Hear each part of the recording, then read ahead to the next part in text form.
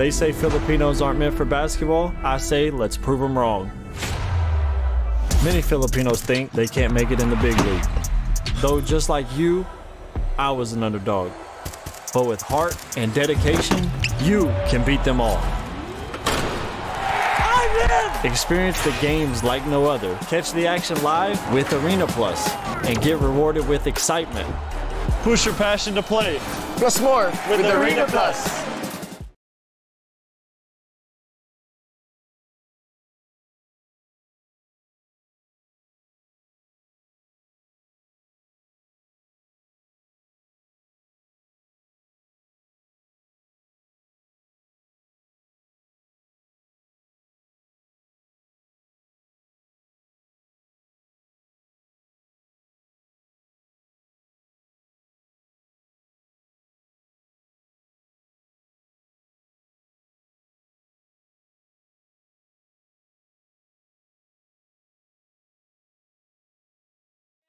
Yes, Mars! Happy Monday na naman sa ating lahat. Nako, eto na marirekomenda natin to start our week right. Ano yan? And full of energy, kailangan uminom ka ng MX3 capsules. Ano ba meron dyan, Mars? Ay, gusto ko yung pagkasikip mo.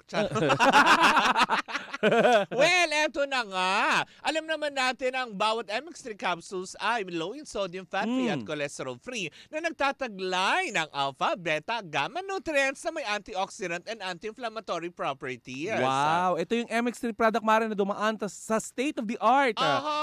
ISO certified na planta at masusing pinag-aralan ng mga highly trained pharmacists at microbiologists. Kaya nga naman hindi ka-taka-taka, Marcen, umani ito ng iba't ibang awards mula sa iba't ibang parte ng mundo dahil ito'y proudly Philippine-made. Oo, kaya naman, Mare, kung merong katanungan ng ating mga pangga, bisitahin lamang ang website ng mx3ph.com. O di naman kayo tumawag sa kanilang hotline sa 0918-8888-693. Cheers, Miss Gabaglita! With Tita Cora and Kapitana Sisa. Same, pero iba. We are number 106.7 Energy FM. Pangga, wag mong sabihing radyo. Sabihin mo, yon! Isang magandang umaga, Metro and Mega Manila. Sama kayo panig ng Metro Manila at Mega Manila na nakikinig sa inyong mga radyo. Isang magandang umaga. Siyempre sa ating mga Papa Moon drivers, diba, mga Lala Move drivers, Grab drivers, ang mga taxi drivers, bus drivers, at mga sweet lovers. At mga screwdrivers. Yung tusok ng tusok. Diba? Pag tinusok, inikot-ikot. Oo. Pagkatapos tusukin, pinaikot-ikot. Oo. Ayan, mga misis, ha? Huwag ganon. Ang saya nun. Huwag magpatusok kung papaikot-ikutin na. Ay! Ini-screwdriver siya. Hindi mo Betty May yun. Parang masak. Ay! Parang ma-earn na. Magandang umaga. Hoy! Diba? Ako po si Kapitana Sisa. At ako ang hindi ma-earning na si Tita Cora. At ito na ang inabangan ng lahat. Ang Baklita sa Woo! Bahay mo sa inyong lahat dyan. At syempre sa mga busy sa kanilang mga hinihiwang mga recados na gagawin na ulam para sa pananghalian. At syempre sa mga naghahanap buhay ngayon sa mga kari-karinderya. Correct. Isang magandang umaga po sa inyong lahat. Naway kayo ay kumita ng bongga for today. Batiin lang din natin, Mari, mga umaaray sa pagtaas na naman ng mga presyo ng bilihin, lalo na ng produktong petrolyo. Ouch! Umaaray eh. Kasi nga, di ba may balita na bababa ang presyo ng kuryente, pero tataas naman ang produktong petrolyo. Ay, talaga ba? Ay, alam mo, Mare? Affected ka doon. Ako hindi naman kasi alam mo yun. Ay, hindi. Nakikiangkas lang hindi, ako. nagbabayad ka pa rin doon sa inaangkasan mo eh. Ay, magkano lang naman yung sa mga motor-motor, di ba? Ay, hindi siya magtataas ng rate. Oo, hindi. Dahil? Depende pag nagtaas ng rate, alam mo na. Oo. Alam mo, sa panahon talaga ngayon, Mare, panty na lang ang hindi bumababa. Hoy, minsan nga madalian na nga lang. Ay! Pero eto na nga. Oo. Bakit ganun, ano? Diba? Bakit nga ganun? Bago mo ituloy ito sa chika sa arena, diba? Bakit ang mga katulad yan, ang bigas, ang mga produktong pataas ang diba? presyo. Pataas ang presyo, kuryente, tubig, diba? Yung mga ganyang aspeto. Buti pa ang lalaki, stagnant. Oo. Fixed rate. Kasi nga, iba ba ang presyo ng lalaki. Bakla kayo, kala nyo ha. May papahamak nyo kami ng Monday. No! So eto na, tumungo na tayo sa bigam kalalakihan. Eto na ang Chika sa Arena!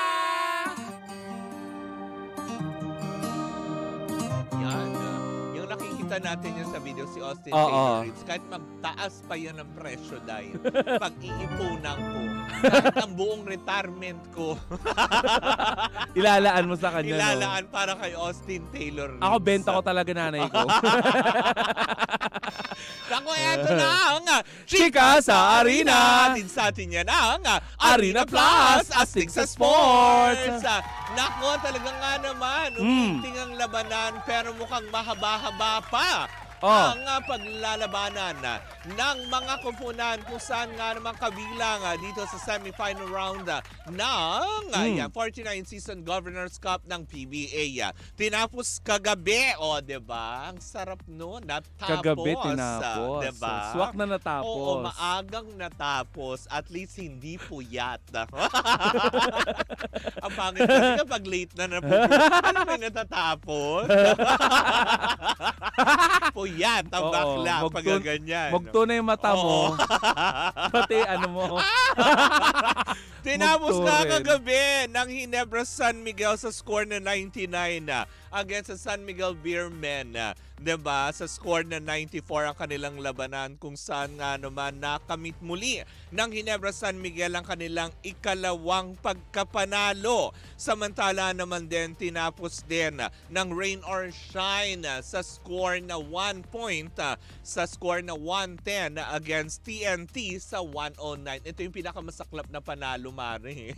Yung medyo masakit sa kalooban mo na tipong panalo ka na pero buzzer beater na parang tipong natalo ka by 1 point. Kaya diba? nga. Matatanggap mo ba kung medyo natambalusya ka talaga ng husto ng mga 10 points? Sige, Correct. okay lang. Pero 1 point, diba? Na nakakaloka. Kaya nga naman ang standings ngayon ay, diba? Ang San Miguel Beermen ay may isa ng panalo at 2 pagkatalo. Samantalang Ginebra San Miguel ay may 2 panalo at 1 talo. Samantalang Rain or Shine naman nagkamit kagabi ng kanilang unang pagkapanalo against sa 2 pagkatalo nila. Samantala leading pa rin ang TNT na may 2 panalo at 1 pagkatalo. Nakikita nga ng ilan sa mga nanonood, mukhang matagal-tagal pa ang session na ito. Wow! Inuman! Ganon! Mahaba-habang yung hindi natatapos, diba? Nakakaloka. Kaya nga naman sabi nga ng ilan, nako mukhang matatagalan pa. Pero para naman din dito sa labanan ng San Miguel Beermen at Ginebra, yung iba medyo nagkakaroon na ng prediction na at the end mukhang ang Ginebra nga daw ang makakakuha nito na uusad sa final round. Kung saan nga naman, alam naman natin, diba, magiging busy talaga ang San Miguel Beermen, ibang koponan. Lalo dahil papalapit din ang pagbubukas kala ko piyesta sa kanila. Rin, ng Nobyembre naman. Tapos, di ba, na nakakaloka, may EASL pa na kabilang ang San Miguel. So, paano na, di ba? Correct. Ano kayo mga immortal, di ba? Well, beer lang katapat niyan. Correct. Dahil nga San Miguel. Di ba, na nakakaloka. Ay, binabali din natin si Mr. Ramon ang correct. Hello po. Wow. Yung gumawa ng napaka-convenienteng Skyway. Yes, na pinagpapasalamat ng mga bakla. Correct, dahil hindi nalilate.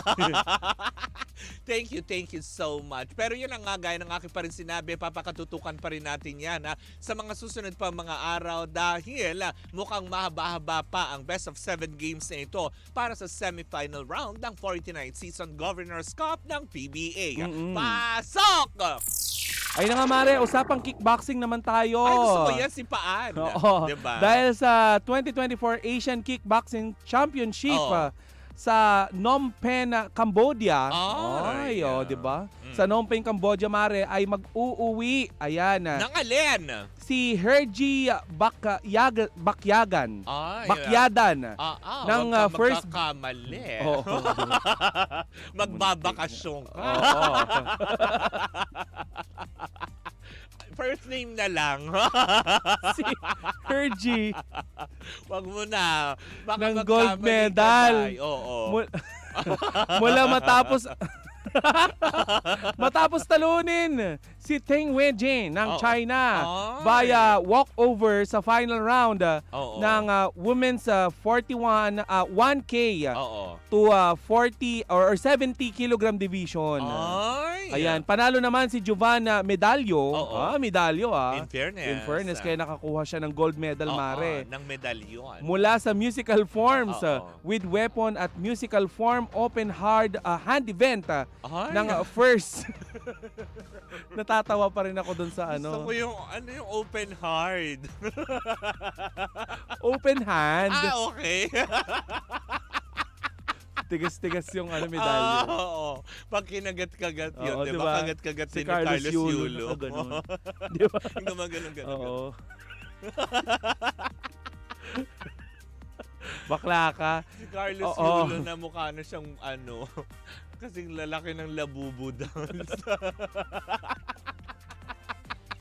Mula sa musical, basta nanalo siya ng bronze medal sa creative form with weapon event. Oy, congratulations sa ating mga kababayan kay Hergy Bakyadan at of course kay Giovanna Medallo. Congratulations. At least merong labubudal si Chloe, di ba? Human size labubu. Laki. Ang cute.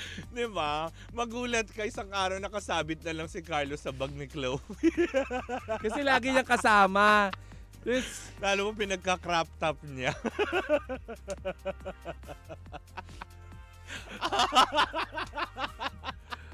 Well, anyway, so kapag ganyan po muna ang Chika sa Arena. Hatid yan sa atin ang Arena Plus, astig sa sports. Pero bago ang lahat ako, eto pinaka-importante sa lahat, hindi ba? Kung wala ka pang Arena Plus app sa inyong mga cellphone, i-download nyo na yan. Dahil sunod-sunod na ang magiging palabas, lalo sa larangan ng basketball. October 23, if I'm not mistaken, opening na ng NBA. Kaya huwag ka magpahuli sa mga live games na pwede mong mapanood sa Arena Plus app. Kaya kung ako naman din sa inyo, i-download nyo na yan. Bilis, huwag ka na mag-atubili. Saan nila yan i-download, Mare? Siyempre, dapat i-download nyo yan dyan, ang Arena Plus app sa mga App Store. Diba? Napaka-convenient, Mare, no? Kasi pwede mo na lang mapanood ang mga laro. Correct, diba? Ng PBA sa arenaplus.ph. At hindi lang din yan dahil sila ang tinanghal bilang Best Sportsbook Operator for 2024 Sigma Asian Awards. Dahil kaastig natin dyan ang ating mga Pinoy basketball sensation sa mundo ng PBA na si Scottie Thompson. At ang ating Pinoy pride na arriba na sa mundo ng NBA itong October. Diba? Ang phenomenal film basketball star na si Jordan Clarkson at ang napakagwapo, ang super crush ko, ang bagong endorser ng Arena Plus na si Austin Taylor Reeves. Yes. Diba? Kaya naman pangga. Ayan. Download nyo na ang Arena Plus sa inyong Play Store and App Store. At paalala lamang, gaming is for 21 years old and above only. Keep it fun. Game responsibly. Diba? At siya po muna natatapos ang ating Chika sa Arena. Hatid pa rin sa atin ang Arena Plus, astig sa sports. Diba? Na nakakaloka. Oo. Abit ka magpapatay ng mic. Excited na ako. Sikahin kita dun sa Labubudals. Pero eto na nga, mukhang hindi mag-aaway-aaway sa Labubudals. Mga mahilig din ito sa Labubudals dahil mga social to mga to eh. Diba? Kung parang kung mag-aaway sila, malamang tapatan ng Labubudals ito. Ba't hindi kaya sila magsampalan na lang ng diamante? Total mayayaman naman sila. Correct, diba? Baka itusok yung corona. Itarak, no? May diamante ka, may corona ako. Sorry. Meron akong senador. Diba? Sorry. Miss Universe ako. Kunwari, sige, kunwari ikaw si ano. Sino? Kunwari, ako na lang si Heart. Hindi. Sige, ikaw. Mali. Ako na lang si Heart at ang buong pamilya niya para mas malaki. Yun, pwede. Walang hiya ka. Okay, si Heart at ang Glam Team. Ikaw, sino ka? Si Pia at ang Corona. Kasamang labubutas. Sige, kunwari nagbalitaktakan tayo. Sige. Paano Diba? tayo magdidebate niyan? Well, Sino ang pinakamaganda at deserve? Well, parehas naman tayong maganda. Magkaiba lang ng title. Oo. Diba? Ikaw, anong title mo? Miss Universe. Bakit? 2015. Diba? Mrs. Nichis. Bakit? Any good for you. Hindi mo makontra. Any good for you. Mrs. din naman na ako. Hindi Kinasal na ba pa. siya? Hindi pa. Ay, hindi pa ba? Soon. Di ba diba? inaamoy-amoy niya, sininghot-singhot niya yung kilikili ng kasi jowa diba, niya. Nagkaroon na naman ng kontrobersiya. Bakit? Diba? Hindi matapos-tapos ang issue sa pagitan ni Pia Wurtzbach at ni Heart Evangelista dahil nga sa recent lang na kumakalat ngayon na video kung saan nga Ganda naman ko dyan, nagkasama sila sa iisang event na kung saan nasa China na itong si Pia Wurtzbach ay nakaupo sa likuran ni Heart Evangelista habang siya ay very busy na nakikipagtsikahan to other, alam mo yon, fashionista, fashion icons. Correct. Doon sa nasabing, alam mo yon, na invitation sa kanila ng isang malaking brand, diba, sa Paris. Anong brand yon? Ha? Hermes. Oo, Hermes event yan sa Paris kung saan nga naman parehas sila nandoon. Pero dahil nga sa issue ng usapin, ang dami ng mga lumutang na kasi Hoda kasi na may isyong pagnanakaw ng mga ganito, may mga ganyan. Sinong nagnakaw? Well, hindi natin alam, malamang dun sa mga tumatakbo. Charot. Hindi ako tumatakbo sa fan run. May sinabi ba ako? Diba? Huwag niyo akong inaabang-abangan dyan. Hindi ako nagsabi noon. May abang-abangan niyo ako. Why fan run naman yung sinabi ko? Bakit? Ang pagtakbo ba saan? Nai-stress sa ako. fan run? Diba? Pero eto na nga, nagsalita Teka lang muna, sino nga yung pinaparatangan nila nagnakaw? Hindi, parang pinaparatangan kasi, diba, usually. Wala naman direkta at hindi rin naman ang galing kay Heart Evangelista yung salitang ninanakawan siya ng mga contents and whatsoever. Yung mga tao na lang kasi ang nag-label. Mga fanini. Oo, kumbaga parang sinasabi nga nila Heart Evangelista na kasi hodang inaagaw daw yung, alam mo yun, ni Pia Wurtzbach. Sinusulot yung ibang mga, alam mo yun, kilalang mga invites. Diba? Pero nagsalita na nga kamakailan ang mismong dating Glam Team nitong si Heart Evangelista na si Justin Luis Soriano. Na kung saan nga naman kanyang dinepensahan na si Pia Wurtzbach na please naman daw sa mga salitang pagnanakaw, salitang paggaganito. Kasi nga, diba, walang ninanakaw daw si Pia Wurtzbach na kahit na anong imbitasyon mula sa Fashion Week na yan. Meron ba tayo nung mismong naging pahayag para makita ng ating mga panggangay na nakatutok sa kanilang TikTok? Yung post niya, pinost yan ni Senyora. Oo nga diba, na nakakaloka. Sa amin kasi nagnanakawan lang ng kontador ng tubig pero dito invites. Kontador na. Yung nagnanakawan ng bakal dun sa tulay. At saka pinatitimba. Kainan ng pusa. Kaya tignan nyo dyan sa may nagtahan. Kulang-kulang na yung railings. Kaya binabantayan nila yung release. Ngayon, 'di ba? Hindi umaandar ang PNR ngayon. So inaantabayanan baka mawala ang mga release. Oo, kay binakuran. Tas nakakaloka. Continue. Ano ba sabi, Mare? Kumbaga parang sinasabi nga niya na wala man kahit kailan hindi ginawa or ginagawa si Pia ang pang-aagaw, panunulot na kahit anong invites.